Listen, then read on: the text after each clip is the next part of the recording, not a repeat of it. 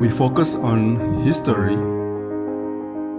culture, religion, art, social, and philosophy of Nusantara. Here, in the presence of Nusantara, we were made to be forgotten about the goodness of ourselves. Because negativity seems to be more interesting for us. Now, I'm Sutoyo Raharto and friends, assist you, to remind you, to awaken you that we still can find the gems of Nusantara. They are the great sights of Nusantara.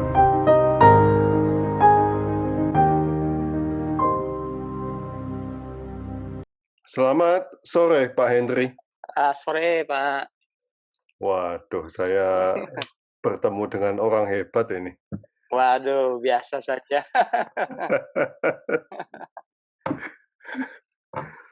Nah, Pak Hendri yang punya Merapi Equipment. Betul, Pak, betul. Oke. Wow. Nah, Tinggal di mana, Pak? saya saat ini tinggal di Kota Harapan Indah, Pak. Oh, di Jakarta. Iya, Jakarta. Oh, tapi aslinya Sumatera. Aslinya orang tua aslinya Sumatera.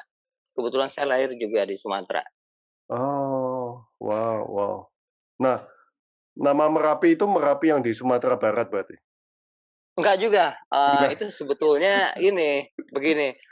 Kan itu kan Merapi Mountain gitu ya. Kalau Iya. kita artikan ke bahasa Indonesia artinya pegunungan Merapi gitu kan. Oh, oke. Nah, karena di Indonesia ini sebenarnya ada Gunung Merapi itu bukan hanya ada di Jawa Tengah ya, bukan di Jogja ya saja ya, ada di Sumatera Barat ada ya, cuman dengan dialek sana jadi Marapi. Terus di Jawa Timur tuh di Pegunungan Hyang Argopuro tuh ada juga satu gunung yang bernamanya Gunung Merapi, gitu.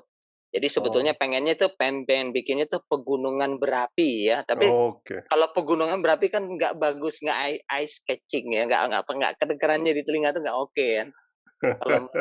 Kalau pegunungan Merapi kan Merapi Mountain kan akan lebih bagus kedengarannya. Oke. Gitu. Heeh. Saya mulai ya, Pak ya. Oh, silakan Pak. Nanti saya mau tanya beberapa hal tentang naik gunung ini, Pak. Iya. Saya sangat inspiratif sekali ini perjalanan Anda, Pak. Selamat sore, Dari Pak. hobi. Iya, Dari sore. hobi. Selamat sore, Pak Hendri Agustin. Sore, ya. Seorang pendaki gunung, trail runner, traveler, writer, blogger. Oke, saya mulai ya, Pak ya. Ya, Pak. Ya. Oke. Really miss all of this. Antara gunung dan laut, sejak kapan Anda mendalami dunia ini, Pak? Apa atau siapa yang membuat Anda jatuh cinta pada dunia ini? Oh, begitu. Sebetulnya ini kegiatan outdoor, kegiatan alam ini saya sudah suka dari kecil ya, Pak ya. Dari SMP tuh mulai sukanya ya. Kalau dibilang siapa yang mempengaruhi sebetulnya sih nggak ada juga ya. Kebetulan karena kota kelahiran saya itu Padang Panjang yang di Sumatera Barat itu juga dikelilingin sama gunung gitu ya, gunung-gunung gitu ya. Jadi mungkin pas saya lahir sudah ada di darah saya ya. Nah, memang kegiatan gunung itu saya awalnya memang lebih seringnya dari kegiatan gunung itu mendaki itu lebih mulai sering banget itu SMA ya kan, pas SMA, terus lebih bertambah lagi saat kuliah gitu kan. Nah, saat kuliah itu kebetulan bergabung juga dengan kegiatan waktu SMA itu masih istilahnya jalan sendiri aja, jalan mana nongkrong gitu kan sama anak-anak mendaki gunung gitu kan ya, di kaki gunung gitu ya, di Salak, kaki Gunung Salak atau apa gitu ya. Nah, pas kuliah itu baru mulai terarah gitu kan, ikut Mapala gitu, Pak ya. Jadi mulai Nah, itu semakin bertambah tuh ininya. Nah, untuk pantai sendiri, baru mulainya tuh pada saat saya sudah ini sih ya, bekerja sih ya, pada saat udah mulai bekerja dan punya teman-teman. Nah, baru tuh tertarik dengan pantai, punya teman dengan pantai, baru tertarik dengan apa tuh, kegiatan island hopping, yang kayak gitu, snorkeling, cuman hanya sebatas itu, nggak sampai ke diving kayak gitu, nggak sampai, Oh, nggak sampai ke gitu. diving. Nggak sampai ke Ah, diving gitu. Karena, saya punya kelemahan, saya udah coba kursus diving, ada yang nggak pernah bisa saya itu equalizer itu, saya nggak pernah bisa keluar udara dari sini. Akhirnya, ya udahlah, mungkin diving bukan buat saya kali apa gimana, ya udah saya nggak pernah coba, oh gitu. gitu. Heeh, jadi ya kalau ketertarikan dengan, kegiatan alam memang udah dari kecil gitu ya, mungkin ya seperti saya bilang tadi, mungkin udah ada dari darah saya dari waktu kecil ya sampai sekarang, jadi susah, Pak. Jadi kalau sekarang ini saya tidak naik gunung tuh kayaknya ada badan tuh sakit-sakit, Pak. Oh, sampai begitu? Iya, pernah nih kejadian tapi ini bukan bukan bukan bohong atau apa ya, tapi memang benar kejadian. Jadi pada saat itu saya lagi nggak enak badan, ya, waktu itu saya masih bujangan ya, tuh masih muda lah gitu kan. Saya nggak enak badan, terus tiba-tiba teman saya datang ke tempat saya, terus dia ngomong, jalan yuk, ke Salak." Tiba-tiba aja badan tuh jadi ini, jadi kayaknya ini jalan dan di perjalanan tuh hilang tuh Pak, badan nggak enak badan itu, badan meriang tuh hilang gitu. Sampai naik ke Salak, ke puncak, turun ya aman-aman aja. Loh, Pak Henry, saya lihat foto-foto Anda sudah sampai ke Himalaya. Nah, Mhm. selain Himalaya, kemana kemana aja, Pak? Pernah ke Elbrus juga di Rusia, Kilimanjaro, kalau yang dekat ini ke Kinabalu tetangga juga ada pernah, terus Aconcagua, cuman saya Aconcagua saya nggak sampai puncak ya karena sesuatu dan lain hal ya. Heeh, terus, itu ya baru ininya seringnya. Terus terus kebetulan waktu itu saya juga pernah tinggal di Jepang, jadi itu saya belusukan deh tuh Pak, tuh di gunung-gunung di Jepang tuh habis semua saya datengin. Oh, Jadi really? jadi kebetulan saya bahasa Jepang juga, eee sedikit bisa, jadi itu memudahkan saya belusukan di sana. Jadi boleh kalau kenal sama orang Jepang ngobrol terus begitu saya tanya gini-gini, mereka juga kaget, kok tahu?" Gitu. Saya lebih sering jalan-jalan ke gunung daripada ke Disneyland, Pak, di sana, Pak. Nah, dari Heeh, hobi itu menciptakan equipment, Merapi Mountain iya. ini?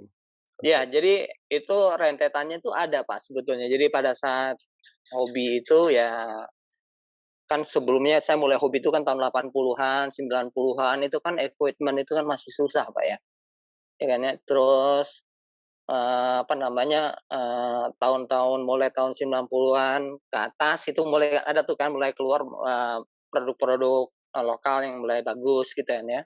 Pak Henry, Eee saya ingat, mhm dulu ada tahun 90-an saya juga, kadang naik gunung.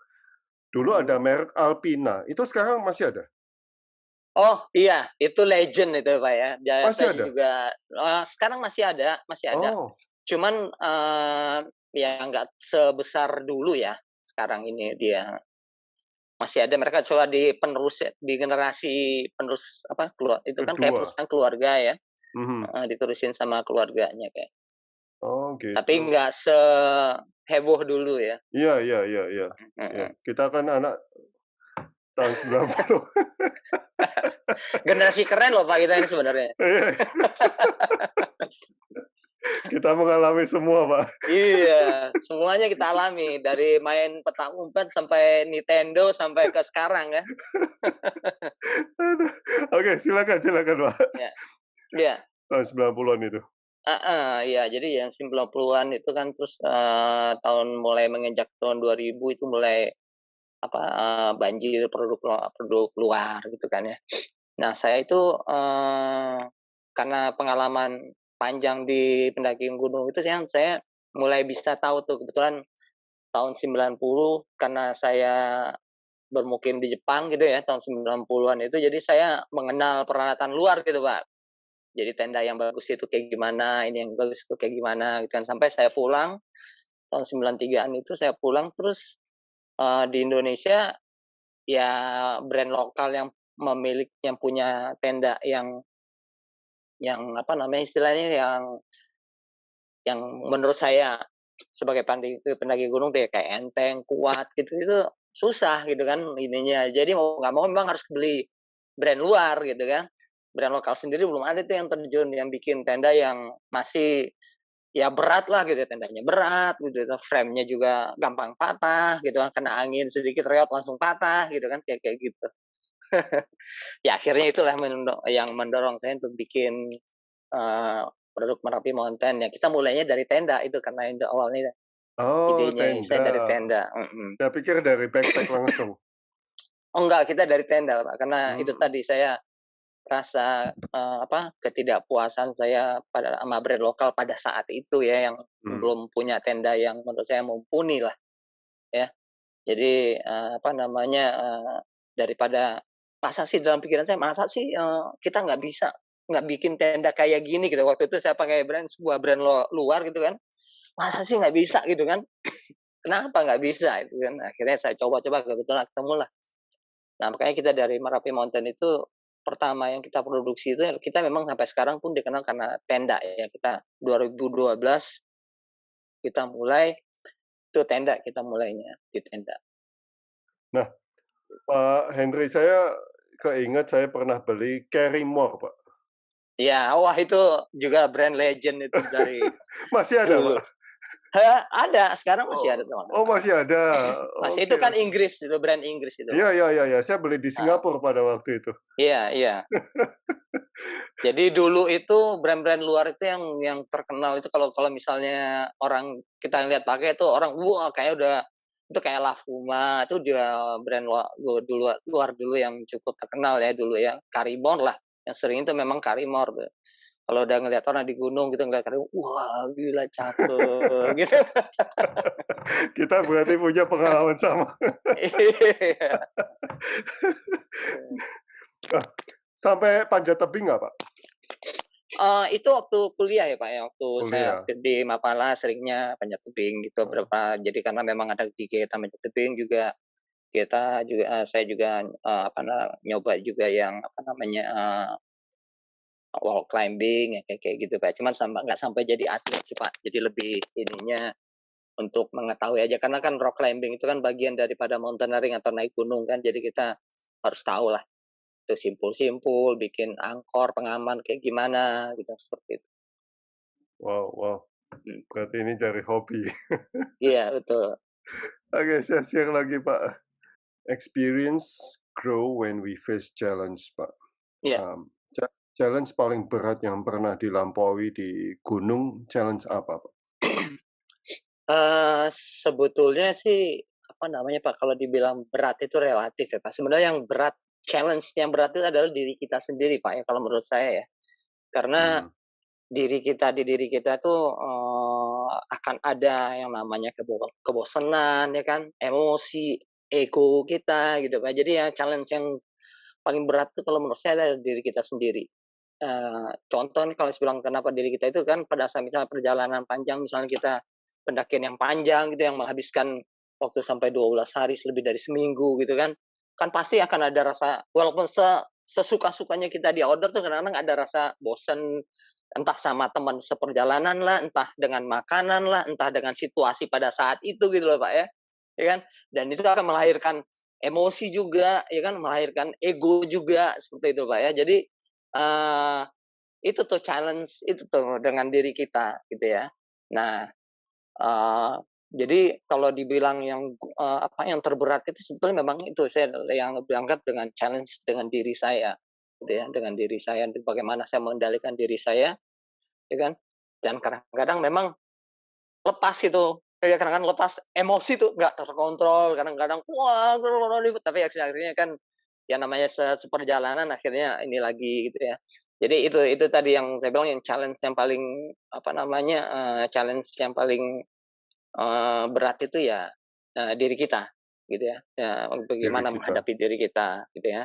Hmm. Plus baru setelah itu ada outer challenge itu ya dari gunung itu sendiri, gitu ya. Contohnya seperti saya bilang tadi, misalnya kita mendaki ke Leuser ya, Pak, ya, atau naik ke Kartens di jalur normal gitu ya, bukan dengan heli apa ya, itu kan dengan normal ya, apalagi dari Ilaga tuh berapa hari gitu ya. Nah, kalau misalnya misal kita naik Leuser, waktu saya ke Leuser dulu itu sekitar ada 14, total jadi 14 hari deh Pak, dari yang direncanakan itu 16 hari jadi 14 hari. Nah, itu banyak kejadian tuh yang membuat challenge pada diri kita itu, dengan hubungan dengan porter lah yang ngeyel lah, apalah gitu. Wah, jadi terus dengan teman seperjalanan, dengan kondisi pada saat itu, seperti itu, Pak. Jadi, sebetulnya kalau dibilang paling berat itu ya macam-macam ya, Pak, ya, beratnya. Kayak gimana nih ininya, beratnya menurut Bapak ini yang pengen ditanyanya yang kayak gimana misalnya? Gitu. Ya pertama diri sendiri itu udah kejawab. Ya. Sebetulnya perjalanan itu bukan apa-apanya, Pak. Ya, betul. Perjalanan itu sebetulnya bukan apa-apa ya, diri sendiri nih. Iya, Yang membuat perjalanan itu berat adalah diri kita, Pak. Gitu. true. Sebetulnya medannya kayak gitu aja, dari dulu memang kayak gitu aja, gitu ya. Ya kan? Makanya, ambil contoh aja, kayak Gunung Gede lah, Pak, ya, Gunung Gede ya, Gunung Gede yang banyak didatengin orang, itu pasti setiap orang itu kan, melihat ada yang bilang gampang, ada yang bilang susah, itu kan sebetulnya kan, medannya itu aja, ya kan? Nah, tapi challenge itu di dirinya masing-masing gitu yang membuat dia jadi susah atau membuatnya jadi mudah gitu. Biasanya bagaimana Pak melawan diri sendiri itu Pak waktu Ya Pak itu Henry sendiri? memang ya itu memang, tempaan waktu ya, Pak, ya. Kalau begitu kan kita dewasa itu dengan tempaan waktu dan berulang kali kita juga, melakukan itu kan. Jadi, itu sih akhirnya kita menemukan tombol yang harus dipencet pada saat itu gitu loh, Pak. Dan untuk menemukan tombol itu memang nggak cespleng sih, Pak, ya, saya akuin dan nggak usah di gunung, di kehidupan kita sehari-hari mungkin Bapak juga tahu lah, ya kan ya, bagaimana kita bisa menemukan tombol itu untuk menaklukkan diri kita sendiri, kayak Oke, gitu, Pak.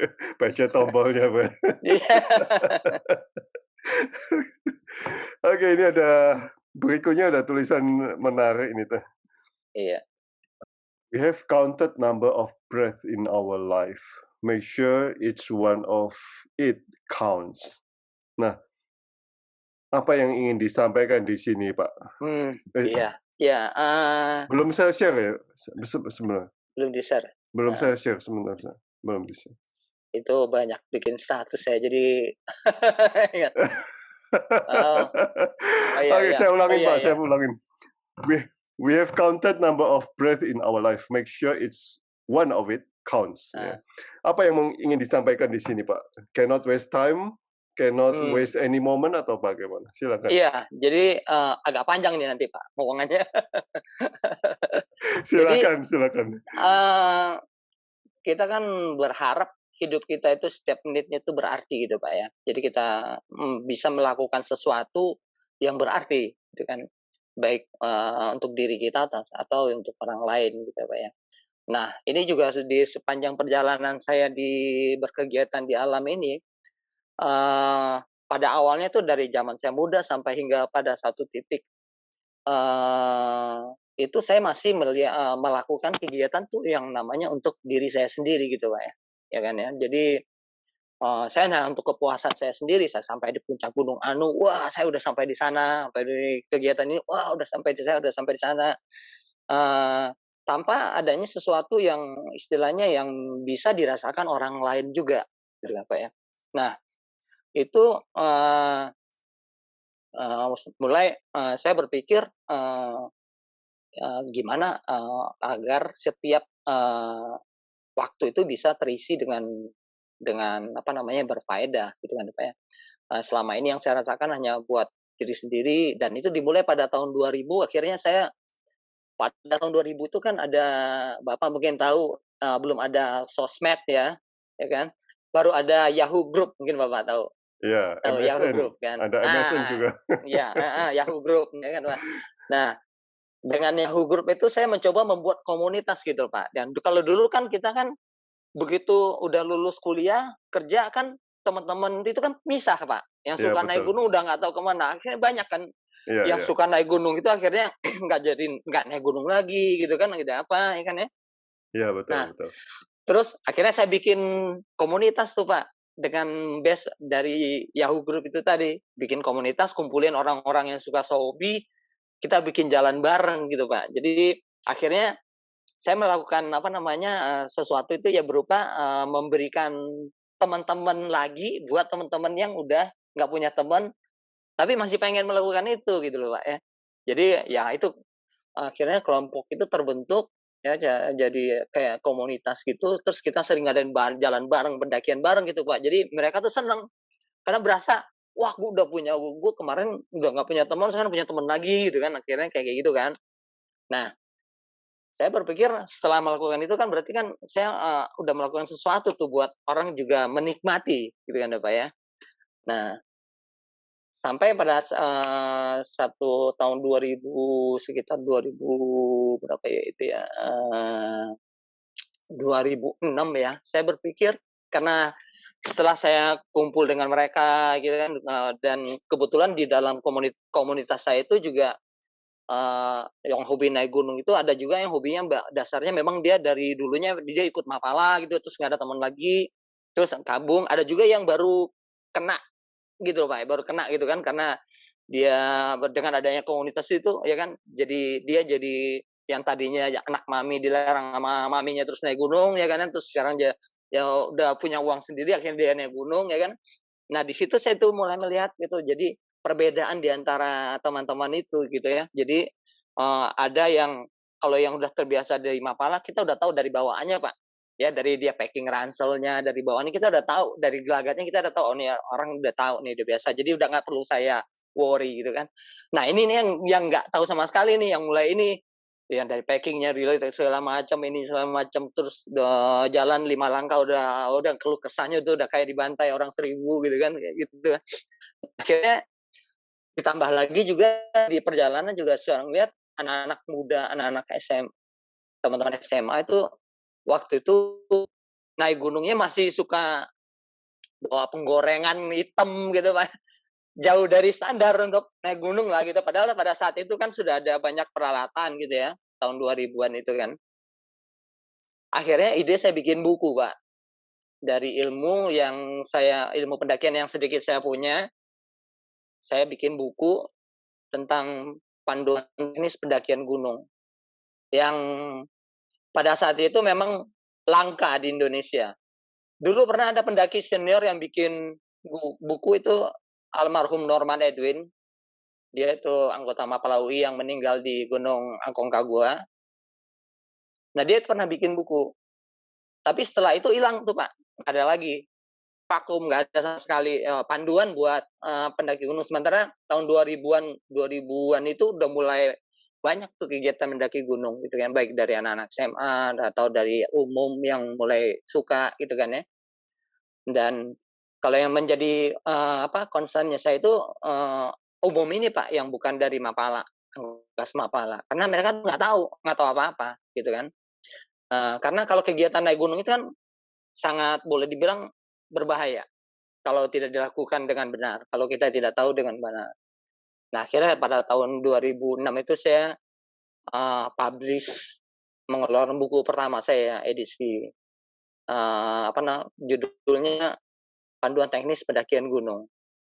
Dan edisi pertama itu memang saya desain dengan penerbit saya itu sempat ribut juga dengan penerbit tuh. Penerbit kan maunya kan untung ya, maunya dijual. Halo? Ya ya, saya di Halo? sini, Pak. Saya masih di sini. Iya, soalnya freeze. Ya, videonya Bapak juga freeze. Oh, freeze ya? Iya iya, Nah, tapi sebentar jadi paling hilang. Saya desain itu yang dengan harga yang terjangkau buat, teman-teman di SMA lah, ya gitu ya. Jadi, mereka biar bisa belajar gitu ya, bagaimana mendaki gunung dengan benar. Jadi gitu, nah tahun bikin revisinya lebih lebih agak bagus lah gitu ya, sesuai dengan keinginan penerbit. Nah itu Pak yang saya lakukan. Oh, Nah oke. terus pada tahun 2015 itu tadi yang diurut tuh keinginan apa yang saya lakukan untuk setiap mengisi agar berguna dengan orang lain gitu ya Pak, bukan hanya buat saya. Ya, ya, ya, ya. Dan terus tahun 2015 itu saya membuat konsep uh, Seven Summit Indonesia gitu Pak. Jadi Oke. menentukan 7 puncak tertinggi di Indonesia. Ya. Nah, saya tujuannya membuat konsep ini adalah sebetulnya untuk ada kayak acuan prestasi gitu ya Pak. Jadi orang daki gunung tuh ada kayak apa namanya tujuan prestasinya dia lah gitu. Selama ini kan di Indonesia kan yang di sekian banyak gunung gitu kan, kalau misalnya dibilang oh sudah mendaki seluruh gunung Indonesia kan kayaknya ini juga apa namanya nggak mungkin dilakukan semua orang gitu kan. Iya, iya, iya. Nah jadi akhirnya saya membuat konsep Seven Summit Indonesia ini yaitu 7 puncak tertinggi di 7 pulau besar dan kepulauan besar Indonesia gitu ya. Jadi saya menghitung 7 puncaknya itu bukan berdasarkan puncak tertinggi itu Pak. Kalau puncak tertinggi berarti semuanya akan ngumpul di Irian karena gunung-gunung tertinggi di semua di Irian dan itu bukan Indonesia gitu kan ya. Oke, ya. Iya, nah akhirnya saya membagi berdasarkan pulau dan kepulauan besar gitu Pak. Jadi ada Sumatera, kalau pulau besar kan ada Sumatera, Irian, Jawa, Sulawesi, dan Kalimantan. Kalimantan tadi udah Kalimantan ya, Kalimantan. Nah, ada 2 kepulauan besar. Itu Mhm. Kepulauan Maluku sama Sunda Kecil, Pak. Kalau Oh. Sunda Kecil itu kan yang dari Bali sampai Flores dulu kan dibilang Sunda Kecil, Ya, ya, ya, ya, ya ya. kan? Nah, Ya. itu jadi dapat 7. Aha. Akhirnya dapat 7 kan. Nah, dari 7 itulah baru ditentukan puncak tertingginya. Jadi saya Oh. membuat konsep itu bertujuannya selain apa namanya, jadi pendaki punya titik objektif gitu kan, prestasi, dan itu juga diharapkan membuat apa namanya penduduk di kaki gunung itu yang 7 itu juga mendapat imbas apa namanya ekonomi gitu Pak. Ya, Ya kan jadi itu kadang nggak kita pikirkan, Pak. Mhm.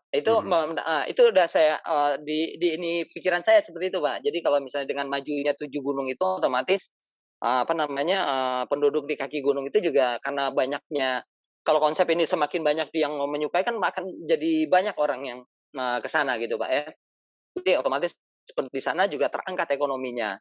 Dan itu memang sudah terbukti Pak ya, dari 7 gunung itu yang sepi seperti gunung di Bukit Raya di Kalimantan yang tadinya itu nggak kenal sama sekali orang, ya Pak ya, sama Gunung Binaya di Maluku yang sama sekali nggak terlalu Ah. ngetop sama orang dan Gunung Latimojong juga yang mungkin anak-anak Mapala atau anak-anak itu aja yang selama ini mendaki gitu ya. Iya, Itu iya. sekarang itu, kayak Gunung Bukit Raya itu sekarang udah penduduk dia yang awal saya ke sana tuh belum ada penginapan, belum ada warung, belum ada sekarang terakhir terakhir saya dengar ke sana tuh semua di sana sekarang udah bikin homestay, bikin ini ya kan, ada porter juga gitu kan ini. Jadi, akhirnya sesuatu yang saya apa namanya, pikirkan saya nggak hanya melakukan buat diri saya tapi buat orang lain, bermanfaat buat orang lain itu juga bisa tercapai gitu loh, Pak. Dan yang Wow. terakhir yang saya lakukan itu ya itu tadi dengan Merapi Mountain itu, Pak. Jadi apa, saya bisa, peralatan pendakian, khususnya tenda yang dengan harga yang masih terjangkau dengan kualitas yang mumpuni seperti itu, Pak. Jadi itu yang buat ini. Kalau misalnya, saya selama ini tidak memikirkan seperti itu, kalau misalnya saya hanya mikirin, "Wah nyampe di puncak sana, gua udah sampai Everest atau gua udah sampai sini." Ya kan, itu kan hanya buat diri saya sendiri, Ya, kepuasan buat diri so what sendiri, ya gitu. biasanya. So what gitu kan, so what gitu kan. Nah, tapi apa yang bisa, every minute count itu apa yang kita bisa lakukan gitu ya, Iya, sebelum iya. sebelum apa kita berpulang atau apa yang bisa kita lakukan gitu kan ya, dengan bukan hanya kita semata-mata naik turun gunung aja untuk, gue udah sampai sana untuk keperluan apa, ini nama pribadi itu enggak. Jadi apa yang bisa kita lakukan. Makanya itu salah satu yang saya coba tuliskan di status itu, seperti itu, Pak. Wow. Tapi saya mau tanya tentang gunungnya juga ini. Heeh. This is very beautiful. Bisa ceritakan tentang Karsten Pyramid ini, Pak? Oh, ya Kartens Pyramid itu kan, apa namanya, gunung tertinggi di Indonesia, gitu ya, Pak, ya. Jadi, gunung ini selain tertinggi di Indonesia juga masuk salah satu puncak, 7 puncak tertinggi di dunia, di 7 benua, Oh, ya kan. wow, wow. 7 Summit dunia dan masuk juga ke 7 Summit Indonesia, 7 puncak tertinggi di Indonesia gitu situ, Pak, ya. Dan dan apa namanya, ini kan termasuk di puncak ini kan berada di Pegunungan Sudirman ya, Pak, ya. Dan Ah, di Pegunungan Sudirman itu memang ada salju abadi, Pak. Jadi kalau di Kartens ini sendiri, kalau cuaca jelek aja memang turun salju di sana, tapi kalau cuaca bagus sih nggak ada saljunya di sana. Yang ada hmm. saljunya itu di Puncak Jaya, Puncak Sumantri, dan beberapa yang lainnya itu masih ada sisa glasier. Tapi yang sayangnya sekarang tuh sudah mulai menyusut ya. Jadi salju abadi itu udah mulai menyusut karena iklim ya, pemanasan global. Dan ini tidak terjadi di Kartens saja Pak, di Gunung Kilimanjaro itu salah satu gunung bersalju di Ekuador juga, itu juga menyusut sekarang ininya, Oh, really? esnya. Heeh, Oh, jadi banyak gunung-gunung, salju di Ekuador, di garis, khatulistiwa itu yang memang, saljunya mulai extinction gitu ya, mulai mulai punah gitu ya, karena mulai berkurang gitu ya. Dan ini oh. Gunung Kartens ini ya salah satu puncak dari Pegunungan Sudirman itu memang cantiknya beda dengan gunung-gunung yang lain gitu ya, Pak, ya. Saya pikir ini Cuma di Eropa loh, Pak.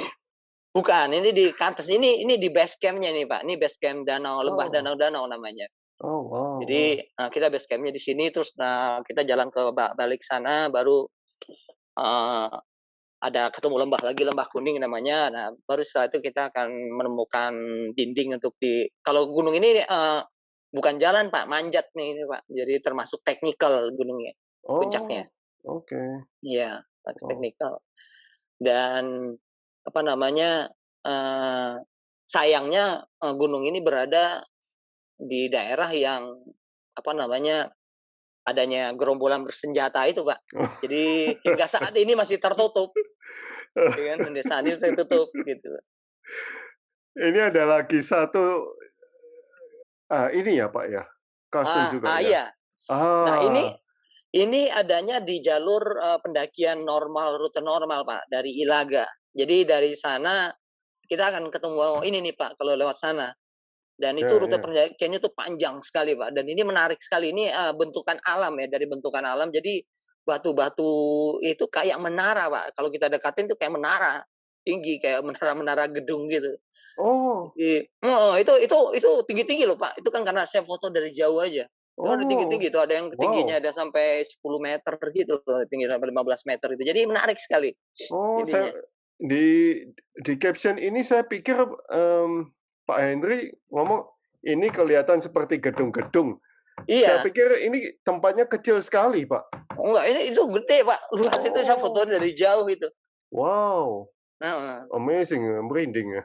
Iya itu pegunungan Sudirman tuh bagus, ya beda lah ya. Kalau kita naik gunung dari Aceh sampai ke Irian itu, Pak, akan kita lihat bedanya kekayaan hutan Indonesia itu kelihatan beda-beda sekali, Pak. Kalau di Sumatera itu masih hutan apa, rainforest kayak gitu ya, Pak, ya. Iya, iya, iya. Lebat gitu hutannya, terus Mhm, mulai ke Jawa, mulai Jawa Barat gitu masih lebat, terus ke tengahnya, ke Jawa Tengah tuh mulai berkurang gitu kan. mhm, Mulai ada padang rumput sampai Jawa Timur gitu kan, sampai ke Flores kan padang rumput akhirnya, iya. seperti itu. Nah, kalau di Irian ini ya kita menemukan medan yang bermacam-macam, ada hutan hutan hutan lebat, ya ada padang Mmm, rumput, ada rawa-rawa gitu kan ya. loh, Jadi unik lah. Pak Henry pernah Ya. masuk ke tower-tower ini, Pak? Ini kita jalan melewatin ini, Pak, karena waktu itu saya nggak sampai ada waktu untuk masuk ke sana, jadi kita ngeliat di sampingnya aja. Oh, Eee, kita wow. nguber waktu, Pak, soalnya waktu itu. Oh, Perjalanan jauh. berarti ini towernya banyak sekali, Pak, ya? Banyak sekali, Pak, itu, banyak sekali itu Wow. tower. Itu kan kayak kumpulan gedung-gedung kan itu kan. Iya, iya, iya, iya, iya. Heeh Ya, heeh, wow, wow, wow, mhm, wow. seperti Ini itu. Itu salah wow, satu yang unik yang kita temukan di jalan sana. Sebetulnya makanya kalau seandainya Papua itu aman itu untuk, pariwisata gunung itu bagus sekali di sana. Dan sayangnya pemerintah Indonesia kan hingga saat ini masih menganatirikan ya, apa namanya, potensi wisata gunung di Indonesia itu. Mungkin Mhm. ya baru sekarang ya, semenjak Mhm. adanya Asosiasi Pemandu Gunung Indonesia itu mereka udah mulai berupaya untuk mendekati pemerintah untuk lebih memperhatikan potensi wisata gunung di Indonesia. Itu Oh. Bagus sekali, Pak, itu, gunung di Rian itu, ya bagus sekali ya ininya, itu potensi wisatanya itu bagus banget kalau dikelola dan kalau seandainya gerombolan bersenjata itu berhasil dijinakan dan tidak ditiadakan gitu ya, Pak, ya. Wah, ini seperti film apa itu kalau di China mereka membanggakan Iya. Itu pegunungannya ada mereka. di jalur pendakian yang, dari Ilaga ini ada satu etape tuh yang saya pas sampai di situ tuh saya inget film Jurassic Park, Pak. Wow. Gitu, kan ada di Jurassic Park tuh yang dia dari atas bukit terus ngeliat padang rumput gitu kan.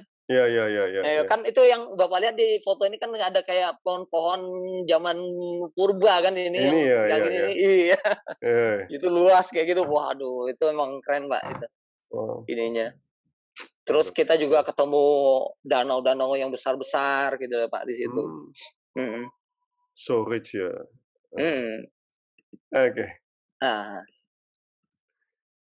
Bapak pernah menulis ada masa saat mendaki sebuah gunung tidak puas hanya dengan melewati jalur normal. Merintis jalur menjadi sebuah kenikmatan tersendiri. Bisa ceritakan kisah Anda di jalur Gunung Singgalang ke Gunung Tandike, iya. Pak? Ini rasanya another amazing story. Iya, jadi kebetulan waktu itu saya ke sana memang tujuannya, itu kan Gunung Singgalang dan Tandike itu, itu gunungnya bertaut ya, Pak, jadi ada kayak sadel gitu kan, jadi rutenya Oh, jadi kalau kita di sini ada Gede Pangrango gitu kan, yang bertaut gitu kan gunungnya. Jadi, eee, nah kalau Singgalang Tandike ini, juga bertaut, cuman ya itu tadi jalur sadel ya, istilahnya jalur sadel ya. Jalur iya yang iya. menghubungkan, satu puncak ke puncak yang lainnya itu, untuk yang di Singgalang Tandike ini memang, pernah ada, tapi karena nggak pernah dilewati jadi hilang gitu loh, Pak. Oh, gitu. Jadi kebetulan saya waktu ke sana tuh, bersama teman-teman dari Mapala Universitas Andalas Padang gitu ya. Jadi kita mulai dari puncak Gunung Singgalang, dari daerah puncak Singgalang tuh tepatnya dari Telaga Dewi namanya di sana. Dan kita mulai, awalnya sih masih kelihatan jalan, tapi begitu sudah tidak kelihatan jalan ya otomatis kita merintis gitu loh, Pak, Ini babat hutan gitu. berarti, Pak? Hah? Babat hutan? Iya iya, babat hutan babat Heeh. hutan. Jadi kita bikin sendiri jalurnya gitu ya, dan kita memang untuk bikin jalur baru itu bagi pendaki gunung memang punya kenikmatan tersendiri ya, Pak, ya. Jadi kita nggak Oh. melalui jalur yang ada gitu, yang sesuai yang saya tulis di situ itu. Eee, jadi tapi untuk melakukan itu kan harus, punya basic, navigasi ya, bisa bisa Iya baca iya. peta kompas seperti itu. Mhm. Jadi, kita tuh menentukan titik itu ya kita itu, Pak, tadi, lihat dari peta konturnya, terus ngitung ketinggian, sudut kompas, ya seperti itu, Pak. Jadi pada saat berhasil melewati itu, ya itu kenikmatannya itu di situ, Pak, seperti itu. Dan juga kan kita ngelewatin hutan yang belum terjamah atau gitu kan akan ketemu hal-hal yang sangat amazing gitu ya, kayak waktu saya di Nyadel ini ya ketemu jejak, harimau lah gitu kan, terus Oh. ketemu ketemu sarang tapir lah, tapir yang segede kerbau gitu loh, Pak. Oh. Iya, ketemu itu gitu loh. Jadi, apa namanya, terus ketemu telaga, ada lagi di Gunung Singgalang itu yang terkenal tuh ada Telaga Dewi namanya, bagi Mhm. pendaki umumnya mereka hanya ke Telaga Dewi itu. Sebetulnya ada satu lagi telaga namanya Telaga Kumbang. Mmm. Telaga-telaga itu sih sebetulnya bentukan dari bekas kawah ya tadinya, kalau itu kan Gunung Singgalang kan sudah kawah Ya. Gunung Merapi yang sudah mati ya, jadi Iya kawahnya iya. itu yang besar itu jadi telaga. Nah, Mhm. ada lagi ya Telaga Kumbang, itu yang jarang ditemuin sama pendaki, kalau pendaki nggak lewatin jalur sadel ke Tandike nggak akan ngelewatin itu, gitu, Kak. Jadi Oh, memang wow. masih pristine lah gitu lah, masih masih alami. Jadi yang kita temukan di sepanjang jalur sadel dari Singgalang dan ke, Tandike itu memang hal-hal yang jarang kayak kita temuin di jalur yang normal gitu, yang banyak dilewatin orang gitu, Pak. Pak Hendri pernah ada rasa takut, Pak? Kalau yang sebagai manusia pasti ya, Pak, ya, rasa takut tuh pasti ada. Cuman ya berprinsip aja. Jadi kayak gini, Pak, kalau misalnya kita di hutan yang ada harimau Sumatera, itu Bapak mungkin pernah lihat, National Geography yang dunia hewan atau kayak gitu kan. Iya, iya. Binatang buas pemangsa itu kan mereka selalu mengincarnya itu yang satu, yang terpisah dari rombongan. Oh, oke. Jadi kuncinya kalau kita di daerah gunung yang memang ada binatang pemangsanya seperti harimau gitu ya, kita jangan sampai tercerai-berai dari kelompok, Pak. Mereka nggak akan Hmm, mendatangin kita kalau kita berkelompok, oke, gitu, Pak. oke. Seperti itu. Mhm. Dan satu hal lagi kalau, hutannya masih bagus, masih banyak rusanya ya kita nggak mungkin ya bakal memangsa kita, Pak. Karena mereka akan, lebih memilih mencari binatang mangsanya daripada manusia, Pak, sebetulnya kalau binatang buas itu kan, Iya, iya, iya, kayak iya. gitu. Ah hah. Jadi Wow. kunci yang utama itu kalau kita seperti juga kayak, di gunung-gunung Sumatera itu yang masih banyak harimau itu ya memang rata-rata ya kayak Gunung Leuser ya, gunung-gunung beberapa gunung di Sumatera, Sumatera Barat Mhm, gitu ya. mhm. Nah itu memang, nggak disarankan memang selalu, terpisah dari kelompok, harus bareng dengan kelompok, seperti itu, Kak. Harus. Mhm, Mhm. kayak gitu. Nah, ini Pak, Mhm. ini rutenya ini memang begini jalannya, Oh Pak? ini di Gunung Kerinci nih, Pak. Ini memang kayak gini. Iya. Di Gunung Kerinci emang Oh, seperti wow. ini. Ini emang kayak gini nih. Ini udah mau sampai daerah shelter 3 namanya. Itu tempat Ah kita hah. nenda biasanya shelter 3. Ini gorong-gorong ini seperti ini. Nah, itulah sebetulnya apa namanya kekurangan kita di Indonesia ini nggak ada istilahnya itu trail maintenance gitu loh Pak. Ya. Jadi apa Yes. Mhm. pemeliharaan jalur pendakian gitu Taman nasional kita jarang sekali melakukannya. Berbeda dengan taman nasional yang ada di kayak kalau kita ke Amerika gitu Pak, ke luar Ya, ya, negeri, ya. Mhm. mereka sangat well maintained gitu Pak. Jangankan Amerika deh Pak yang udah maju banget ya, yang ini aja Kilimanjaro gitu Pak ya kan dia itu Afrika ya Pak ya, negaranya itu Mhm. mungkin jauh dari kita lah secara ekonomi gitu ya. Mhm. Tapi mereka tuh sangat memelihara jalan setapak pendakian itu sehingga tidak terlalu susah gitu. Kalau ini kan Mmm. memang kalau nggak hati-hati emang membahayakan gitu, Pak. Memang kalau ada juga yang ngomong, "Ah, nggak ada tantangannya," atau bagaimana, sebetulnya, bukan dari tantangan itu ini, sebetulnya ini kalau kayak gini terus, kalau dibiarkan kalau hujan kan tergerus terus kan, jadinya, Iya, iya. jadi runtuh, jadi apa, seperti itu. Loh, Makanya, ini satu-satunya jalan setapak, Pak?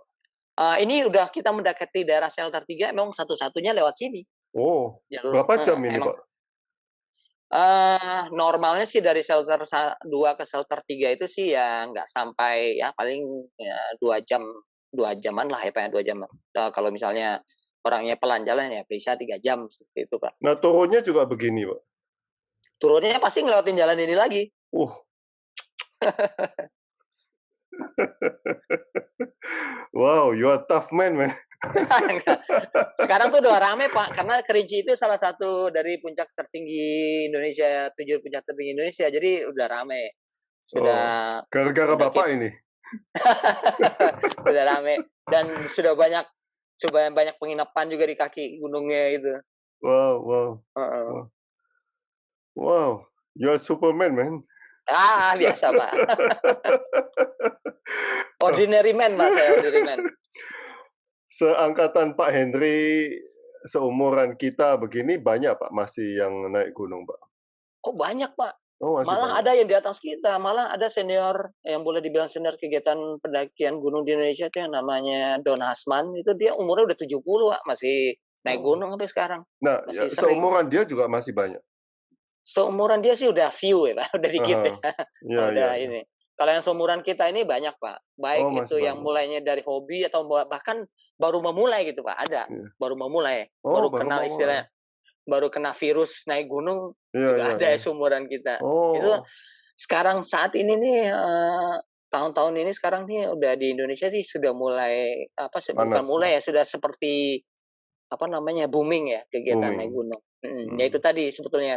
Cuman sayangnya ya pemerintah masih apa namanya, pengelolaan dari gunung itu sendiri tuh juga masih jauh dari yang diharapkan, Pak. Jadi Iya. sehingga, banyaknya kunjungan meningkatnya kunjungan ke gunung itu tidak disertai juga dengan aturan yang bisa melindungi gunung itu tersendiri gitu loh, Pak, sendiri. Iya iya. Akhirnya Banyak terjadilah, sampah ya. sampah segala macam gitu ya. Memang sih, itu kesalahan dari pendaki dan sebagainya, tapi kan itu terpulang lagi ke pengelola gitu, Pak, ya. Betul betul Kalau betul. pengelolanya bisa mengelola dengan benar gitu kan ya, yang namanya pengunjung kan, Takut juga. bisa bisa Mhm bisa mhm. diatasi ya, Iya yang iya. seperti itu. Nah, Pak Hendry, satu lagi pertanyaan dari saya. Ya. Banyak cerita mistis ya kalau kita. Oh iya, heeh heeh. Pernah Pak mengalami Pak? Eee, Kalau bicara mistis itu ya, Pak, ya, kebetulan kalau di agama saya itu kan percaya, Pak, ya, Iya saya iya. kebetulan muslim. Heeh. Di agama saya itu kan percaya, selain manusia kan ada makhluk lain, jin, Mhm dibilang mhm. jin, gitu, Pak, ya. Ya, itu pasti ada, ya, bukan hanya Oh, di gunung, tapi di kota juga iya ada. iya Tapi iya. memang lebih banyak di gunung itu memang ada, gitu, Mhm. seperti itu, Pak. Nah, kalau saya sendiri sih percaya itu, ada gitu ya, Mmm. bisa kalau misalnya ada kejadian-kejadian mistis itu memang ada. Jadi tapi bukan hantu ya, karena Iya iya hantu itu iya. memang nggak ada. Mhm Ya, mhm. hantu itu memang nggak ada. Secontoh aja, Pak, kayak hantu pocong atau hantu kuntilanak, hanya ada di Indonesia, Pak. Kalau Bapak ke Jepang, kalau Bapak ke luar, nggak ada itu pocong, Iya gitu, iya Pak. iya. Jadi ini sorry saya, logikanya saya, Pak, ya, berpikir itu nah itu tadi kan karena di Indonesia itu, punya kepercayaan seperti itu, ya ya jinnya juga menirukan seperti itu, Pak, Film gitu, Pak, ya kan? karena film. Eh, nah film ya kan, jadi seperti itu kan. Nah, cobalah Bapak pergi ke mana, di Afrika nggak ada kuntilanak, nggak ada pocong. Tapi ada setannya mereka, apa namanya, ininya mereka sesuai Iya dengan kepercayaan mereka gitu iya kan. Kayak iya. contoh saya mendaki di Jepang gitu loh, Pak, ya. Eee, Kebetulan saya memang kadang-kadang kalau dalam keadaan capek atau apa, kadang-kadang, frekuensi saya itu Oh, lemah. jadi ini, Pak, bukan lemah. Kita kan frekuensinya kan orang ada frekuensinya yang tetap Betul. aja. Iya Ada iya yang iya. bisa mix gitu, Pak. Iya iya iya. Nah nah saya kebetulan orangnya yang kadang kalau dalam keadaan capek atau apa, kadang-kadang suka frekuensinya mix gitu, Pak. Oh, oke Nah, oke. ada kalanya saya memang suka pernah melihat gitu, Pak, tapi nggak Eee, sampai, kuat banget. Ada juga teman saya tuh sampai dia bisa ngelihat, sampai dia bisa berkomunikasi, sampai iya seperti iya itu, iya tuh iya iya. ada orang seperti itu, Pak. Nah, Heeh. kebetulan kalau saya hanya sebentar sekilas saja, kadang-kadang suka ngelihat Oh ada yang berdiri di sana atau ditegesin nggak ada, gitu kan, seperti itu kan. oh. Kayak gitu pernah ngelihat ada yang berdiri gitu kan, ditegesin nggak ada, seperti itu. Nah nah, saya nih ada cerita yang menarik, Pak, mengenai yang kayak gitu. Waktu saya naik gunung sendiri di Jepang gitu, Pak, ya. Ada satu gunung namanya tuh Gunung Kumotoriyama, itu nggak terlalu jauh dari Tokyo, ya. Itu gunung agak sepi memang, Pak, ya. Nah, saya jalan, ya kan ya, terus ada satu kalau di Jepang itu karena memang udah pengelolaan gunungnya bagus, jadi ada pondok-pondok mountain Iya hut iya. di setiap pendakian itu ada gitu, Saya Pak. lihat Jadi fotonya, cakep heeh, banget ya. nah, jadi ada satu mountain hut itu yang nggak dijaga itu, nggak ada penjaganya. Biasanya ada Heeh. penjaganya itu ada yang jual makanan apa segala macam di situ. Nah, kebetulan Iya ini iya. nggak ada penjaganya. Heeh. Nah, awalnya tuh saya, mau menginap di mountain hut itu rencananya kayak gitu, Pak, Heeh. ya kan. Nah, itu sepi gitu loh, Pak, nggak ada orang. Itu udah mau jam 5 sore, jam jam 6 sore mau maghrib kayak gitulah, udah mulai gelap-gelap gitu kan. Mmm. Nah, tiba-tiba kan di sana kan gunungnya kan banyak kan gunung cemara kayak kayak gitu lah pokoknya gitu. Iya Tiba-tiba iya saya iya. ngelihat ada perempuan pakai kimono gitu loh, Pak. Oh, oke. Sekilas gitu kan, pakai kimono. Saya tegasin nggak ada gitu kan. Akhirnya karena naluri atau apa insting, ah udah nggak usah deh nginep di sini, lanjutin aja. Akhirnya saya lanjutin sekitar, 30 menit perjalanan, saya ketemu dataran, saya diriin tenda di situ gitu loh, Pak. Heeh heeh. Ya kan. Nah, terus besoknya lanjut tuh, nggak ada apa-apa tuh, besoknya lanjut. Itu gunung emang sepi, Pak, pada saat itu hanya saya aja di situ tuh.